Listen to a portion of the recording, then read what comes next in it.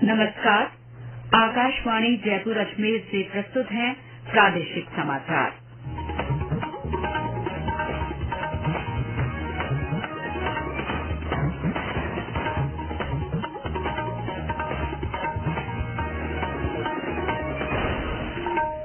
मुख्य समाचार। प्रधानमंत्री नरेंद्र मोदी ने रोजगार मेले में 1 लाख से अधिक नव चयनितों को नियुक्ति पत्र वितरित किए। जोधपुर और अजमेर में भी रोजगार मेले का आयोजन। केंद्रीय सड़क और परिवहन मंत्री नितिन गडकरी ने 2,500 करोड़ रुपए की लागत की प्रदेश की 17 सड़क परियोजनाओं का लोकार्पण और शिलान्यास किया। कतर की जेल में बंद भारतीय नौसेना के पूर्व कर्मियों की जेल से रिहाई के बाद स्वदेश वापसी। और चिकित्सा और स्वास्थ्य विभाग की ओर से प्रदेश भर में 15 फरवरी से चिकित्सा संस्थानों का सघन जांच अभियान चलाया जाएगा।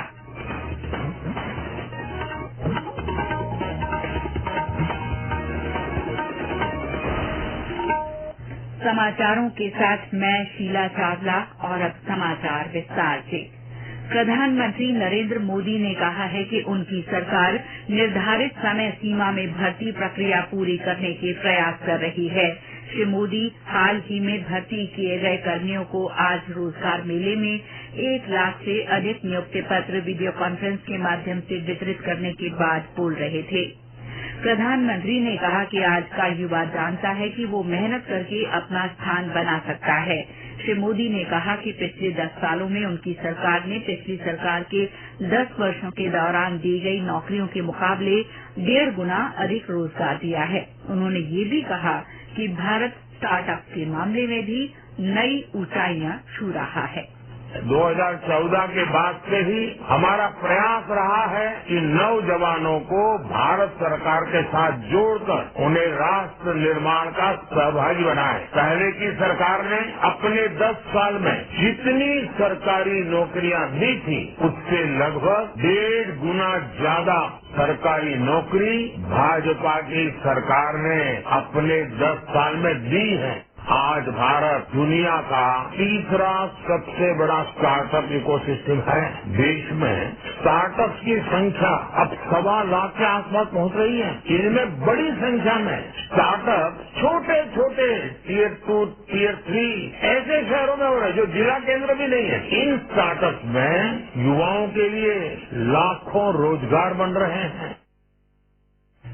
प्रधानमंत्री ने नई दिल्ली में समेकित परिसर में कर्मयोगी भवन के पहले चरण का भी शिलान्यास किया। प्रदेश में जोधपुर और अजमेर में रोजगार मेला आयोजित हुआ। सीमा सुरक्षा बल राजस्थान सीमांत मुख्यालय जोधपुर में रोजगार मेले को संबोधित करते हुए केंद्रीय जल शक्ति मंत्री गजेंद्र सिंह शेखावत ने कहा कि युवाओं को तकनीक का समावेश करते हुए अपने कार्यक्षेत्र में बेहतर प्रदर्शन करना होगा। उन्होंने कहा कि देश आज महत्वपूर्ण बदलाव के दौर से गुजर रहा है जिसमें युवाओं की बड़ी भूमिका है। उन्होंने कहा कि अब तक आयोजित रोजगार मेलों से 10 लाख से अधिक युवाओं को नियुक्ति पत्र दिए गए हैं। रोजगार मेले का सृजन माननीय प्रधानमंत्री जी ने किया था और इस व्यवस्था के तहत आज 1,08,000 अभ्यर्थियों को नौकरी दी गई। इस तरह से पिछले 12 एपिसोड के साथ में 10 लाख से ज्यादा सरकारी नौकरियां दी है। और इसके साथ साथ में जैसा माननीय प्रधानमंत्री जी ने कहा कि जो पोस्टिंग के साथ साथ में प्रमोशन की जो व्यवस्था थी उसको भी सुचारू किया है। इसी के साथ साथ में देश में स्वरोजगार के नए अवसर मिले इस दृष्टिकोण से और देश की अर्थव्यवस्था को रोजगार के माध्यम से हम आगे बढ़ा सकें, इस दृष्टिकोण से माननीय प्रधानमंत्री जी के नेतृत्व में अभूतपूर्व काम हुआ है। केंद्रीय जल शक्ति मंत्री ने 25 युवाओं को नियुक्ति पत्र प्रदान किए। इसी तरह अजमेर में सीआरपीएफ ग्रुप केंद्र में आयोजित रोजगार मेले में केंद्रीय आवासन और शहरी मामलों के राज्य मंत्री कौशल किशोर ने अजमेर संभाग के 250 युवाओं को नियुक्ति पत्र सौंपे। उन्होंने केंद्र सरकार की योजनाओं को गिनाते हुए कहा कि समाज के हर वर्ग और हर क्षेत्र के लिए योजनाओं से आम आदमी का जीवन स्तर ऊपर उठा है।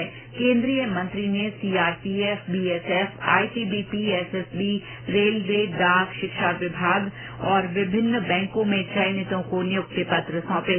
इस मौके पर नियुक्ति पत्र प्राप्त करने वाले अभ्यर्थियों ने खुशी जाहिर करते हुए केंद्र सरकार का आभार व्यक्त किया। गौरतलब है कि अब तक आयोजित रोजगार मेलों में अजमेर संभाग में 1900 युवाओं को विभिन्न विभागों में नियुक्तियां देकर उन्हें नियुक्ति पत्र सौंपे जा चुके हैं। राज्यपाल कलराज मिश्र ने कहा है कि वही समाज तेजी से विकास की राह पर आगे बढ़ता है जहां बालिकाओं को शिक्षा के अधिक से अधिक अवसर मिलते हैं। श्री मिश्र ने जयपुर से वर्चुअल माध्यम से बीकानेर के नोखा में निर्मित प्रेरणालय, पद्म स्मारक, डिजिटल लाइब्रेरी, संग्रहालय, प्रतिमा लोकार्पण और बालिका विद्यालय शिलान्यास समारोह को संबोधित किया। उन्होंने कहा कि हम महिला पुरुष बराबरी की बात तो करते हैं, लेकिन जब तक महिलाओं को शिक्षित होने के अधिकाधिक अवसर नहीं मिलेंगे वे पुरुषों की बराबरी नहीं कर सकेंगी। उन्होंने केंद्र सरकार के कार्यक्रम बेटी बचाओ बेटी पढ़ाओ को इस दृष्टि से महत्वपूर्ण बताया। इससे पहले उन्होंने गौ सेवी संत श्री पद्माराम जी कोलरिया की स्मृति में प्रकाशित ग्रंथ का लोकार्पण किया। ये समाचार आकाशवाणी जयपुर अजमेर से प्रसारित किए जा रहे हैं। केंद्रीय सड़क और परिवहन मंत्री नितिन गडकरी ने आज उदयपुर के पास डबोक स्थित रूपी रिसोर्ट मैदान में 2500 करोड़ रुपए की लागत की प्रदेश की 17 सड़क परियोजनाओं का लोकार्पण और शिलान्यास किया।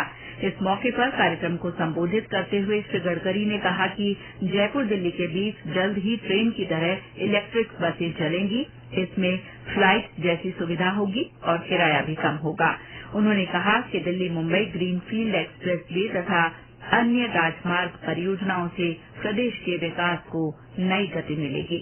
रोड अच्छे बनने के बाद निश्चित रूप से स्पीड बढ़ेगी, समय कम होगा और स्वाभाविक रूप से हमारे देश में हमारी लॉजिस्टिक कॉस्ट 16% है, जो चाइना में 8 से 10% आती है और यूरोप और अमेरिका में 12% है।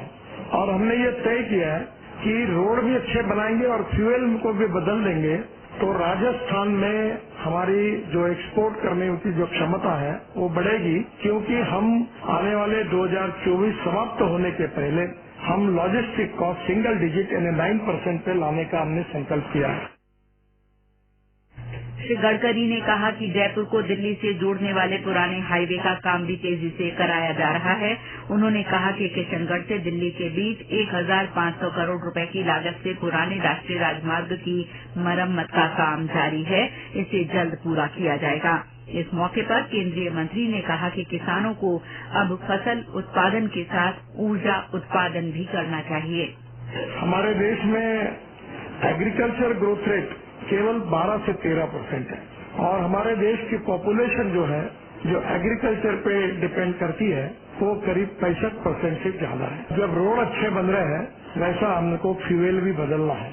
प्रदूषण को निर्माण करने वाला fossil fuel petrol diesel gas इसे बदलकर अब हमको जैविक ईंधन बायोफ्यूल और अल्टरनेटिव फ्यूल में जाने की आवश्यकता है। समारोह में मुख्यमंत्री भजनलाल शर्मा ने राजस्थान की सड़क परियोजनाओं के लिए केंद्रीय सड़क परिवहन और राजमार्ग मंत्री नितिन गडकरी का आभार जताया। उन्होंने कहा कि दिल्ली मुंबई एक्सप्रेस वे से राजस्थान को बड़ा फायदा होगा।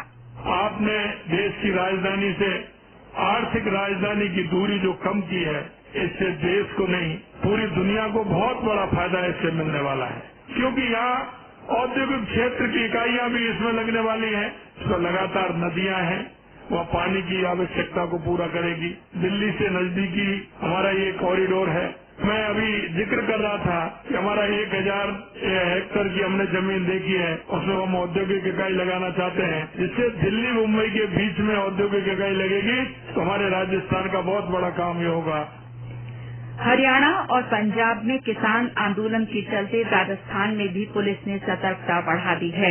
झुंझुनू एसपी देवेंद्र बिश्नोई ने जिले के साथ लगते हरियाणा बॉर्डर पर सुरक्षा और जांच को और अधिक चाक चौबंद कर दिया है।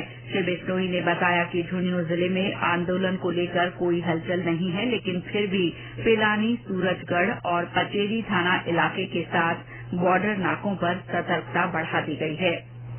कतर की जेल में बंद भारतीय नौसेना के पूर्व कर्मियों की जेल से रिहाई के बाद स्वदेश वापसी हो चुकी है।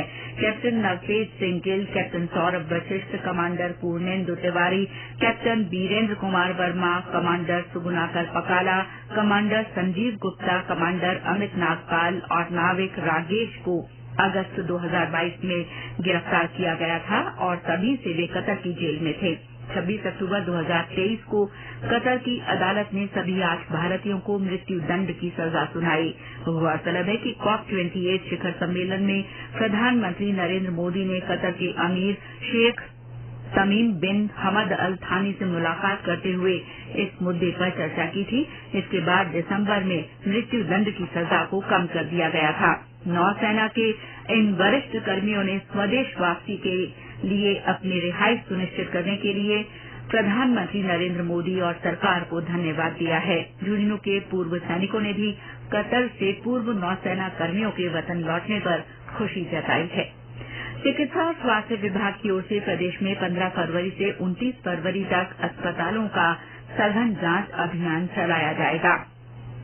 आज जयपुर में स्वास्थ्य भवन से वीडियो कॉन्फ्रेंस के माध्यम से विभाग के अधिकारियों से चर्चा करते हुए अतिरिक्त मुख्य सचिव शुभ्रा सिंह ने बताया कि लक्ष्य निरीक्षण नहीं करने और निरीक्षण के बाद चिकित्सा संस्थानों की बुनियादी सुविधाओं में सुधार नहीं हुआ तो संबंधित अधिकारियों के विरुद्ध कार्रवाई की जाएगी। और अंत में मुख्य समाचार एक बार फिर।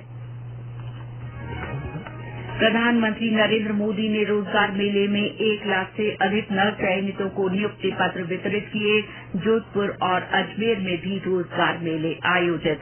केंद्रीय सड़क परिवहन और राजमार्ग मंत्री नितिन गडकरी ने 2,500 करोड़ रुपए की लागत की प्रदेश की 17 सड़क परियोजनाओं का लोकार्पण और शिलान्यास किया। कतर की जेल में बंद भारतीय नौसेना के पूर्व कर्मियों की जेल से रिहाई के बाद स्वदेश वापसी हो गई है। और चिकित्सा और स्वास्थ्य विभाग की ओर से प्रदेश भर में 15 फरवरी से चिकित्सा संस्थानों का सघन जांच अभियान चलाया जाएगा। इसके साथ ही प्रादेशिक समाचार बुलेटिन समाप्त हुआ। नमस्कार।